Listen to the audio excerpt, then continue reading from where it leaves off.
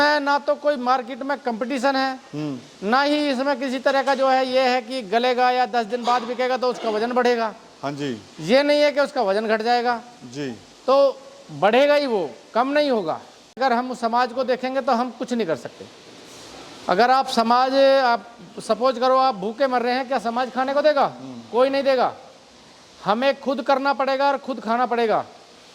इसीलिए समाज को देख करके कोई काम करोगे तो फिर आप नहीं कर सकते कुछ भी। लोग तो ये बोलते थे यार क्या है यार, जाटों के ये काम नहीं है, जाट बरादरी है और तुम जो है इसे सुअर फार्म को खोल रहे हो।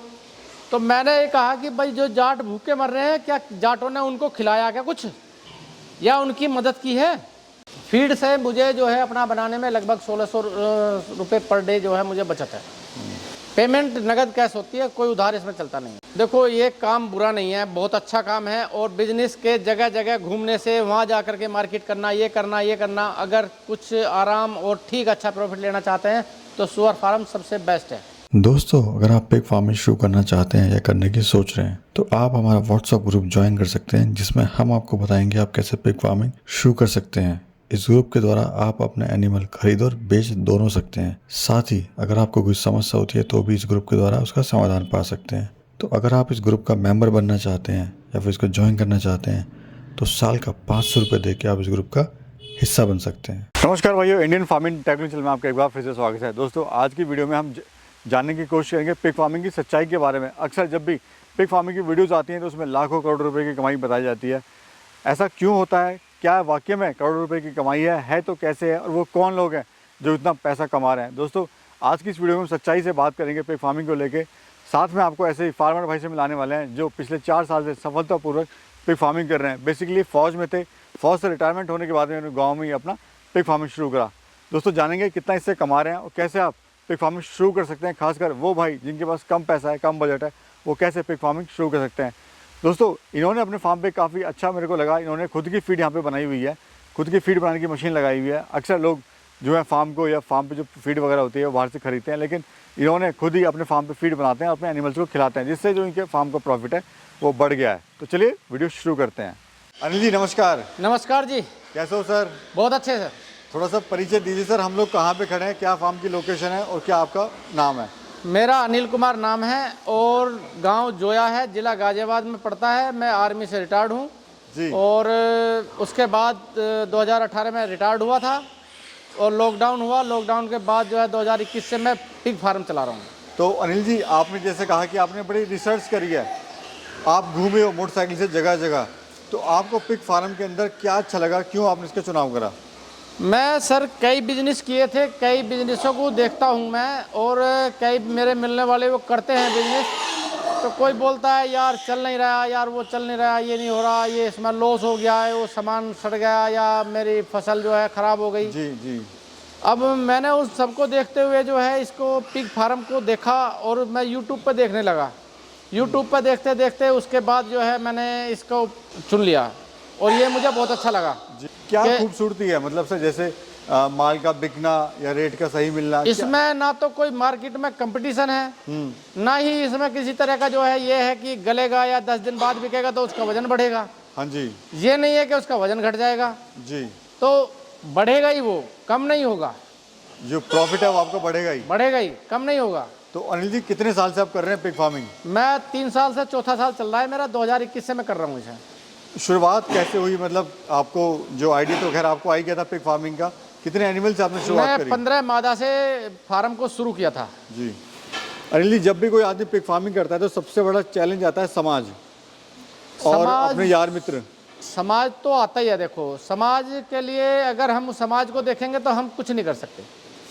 अगर आप समाज, आप सपोज करो आप भूखे मर रहे हैं, क्या समाज खाने को देगा? कोई नहीं देगा। हमें खुद करना पड़ेगा और खुद खाना पड़ेगा।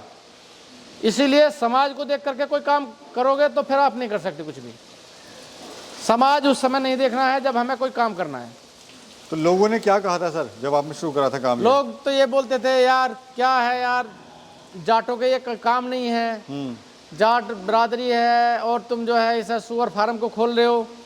तो मैंने ये कहा कि भाई जो जाट भूखे मर रहे हैं, क्या जाटों ने उनको खिलाया क्या कुछ, या उनकी मदद की है?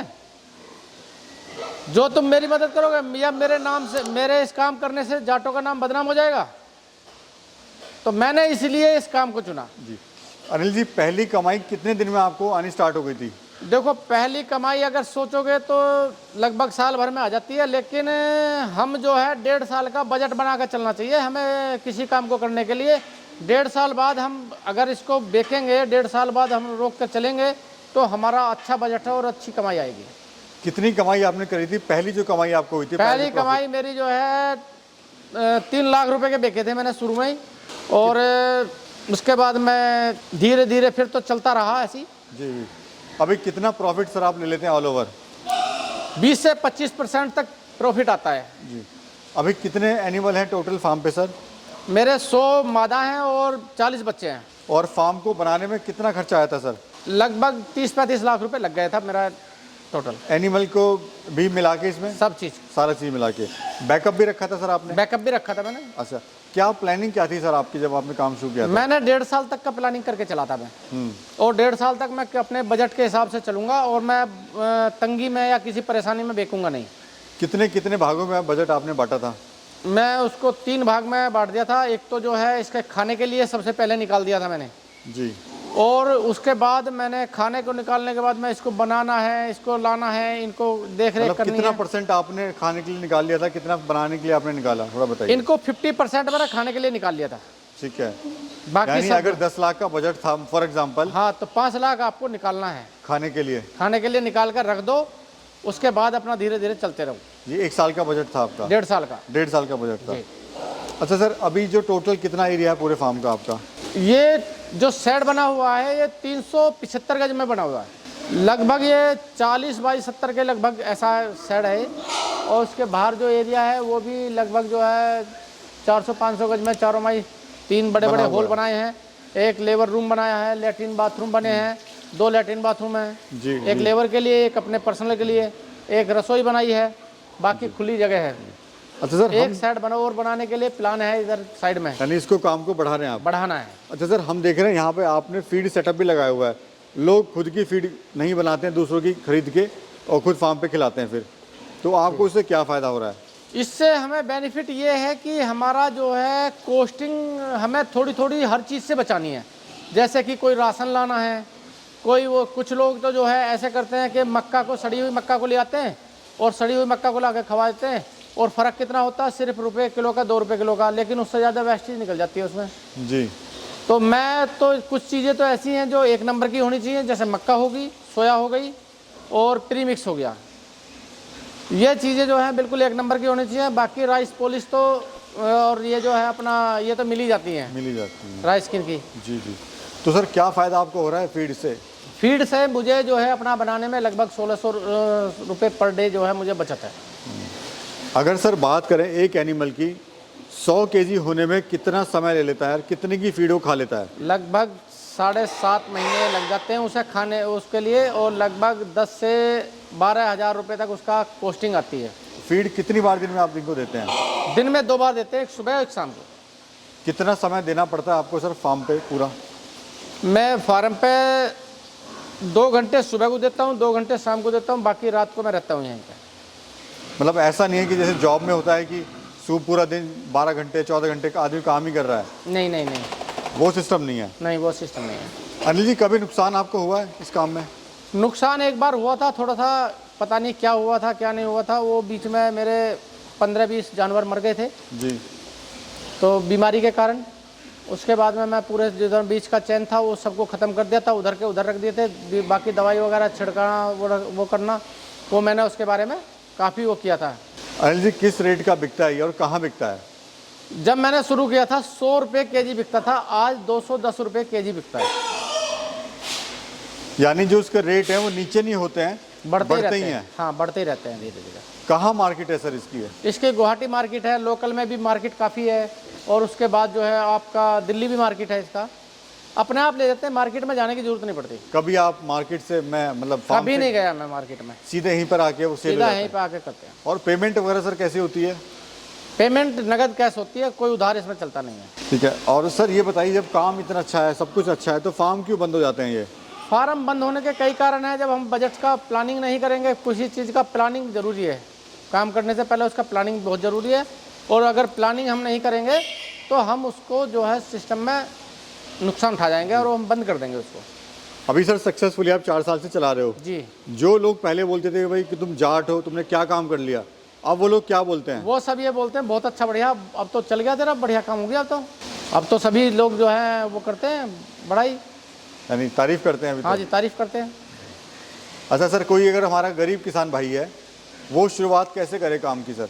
वो 5 मादा से करे, बस ज़्यादा से नहीं करे, क्योंकि 5 मादा में भी उसको ऐसा करना चाहिए कि 5 बच्चे में से 5 मादा ने जितने बच्चे दिए वो आधे अपने पास रखे, आधे को अपना उनका खाना खर्चे के लिए निकाल ले, और धीरे धीरे अपना रूटीन फिर अगले बार ऐसे ही कर ले, फिर ऐसे ही कर ले, तो उसका फार्म बढ़ सकता है, डेवलप हो सकता है वो। जी जी।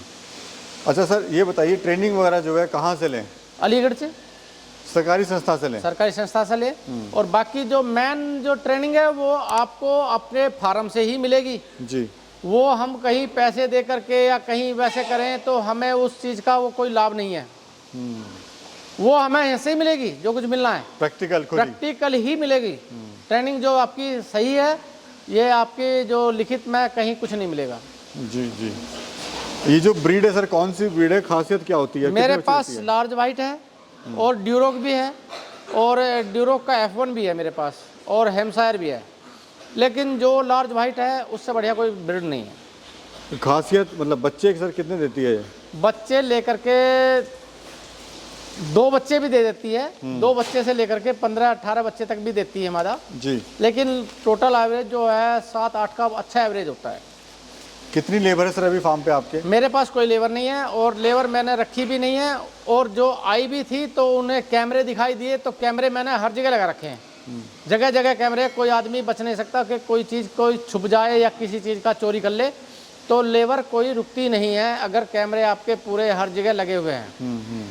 और सही लेबर, या तो ये कारण है कि सही लेबर ना मिली हो, ये भी हो सकता है। सर आप क्या संदेश देना चाहते हैं हमारे जो युवा साथी आपको देख रहे हैं? देखो, ये काम बुरा नहीं है, बहुत अच्छा काम है, और बिजनेस के जगह जगह घूमने से वहाँ जा कर के मार्केट करना, ये करना, अगर कुछ आराम और ठीक अच्छा प्रॉफिट लेना चाहते हैं तो सुअर फार्म सबसे बेस्ट है।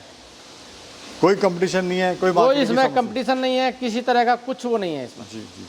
अनिल जी बहुत बहुत शुक्रिया जी, धन्यवाद नमस्कार आपका जी। सर, नमस्कार।